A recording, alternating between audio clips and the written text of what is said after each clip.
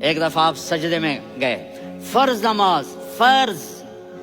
اور سجدہ لمبا، اتنا لمبا ہوا کہ صحابہ سمجھے اللہ کے نبی فوت ہو گئے۔ عبداللہ بن مسعود فرماتے ہیں میں پہلی صف میں تھا تو میں نے یوں کر کے دیکھا، بھئی چکر کی ہے، تو دیکھا دونوں بھائی حسن حسین میرے نبی کی کمر پہ چڑھے ہوئے تھے اور میرے نبی نے سجدے سے سر نہیں اٹھایا۔ یہ کام کرو تو بچے تم سے پیار کریں گے، تم کہتے ہو بچے ہم سے ڈرتے نہیں، میں نے کل بھی کہا تھا ڈائن نہ بنو، ماں بنو،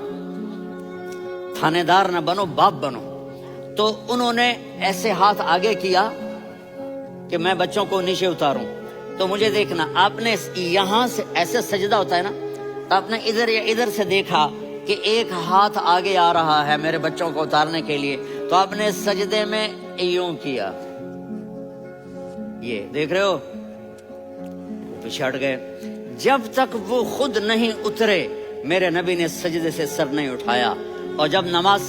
سے فارغ ہوئے تو ایک دم دونوں کو اپنی گود میں لیا کہ ابی ہما و امی لا تؤذوہما، میری جان قربان ہو ان دونوں پر، یہ میرے جگر کے ٹکڑے ہیں، انہیں دکھ نہ پہنچانا۔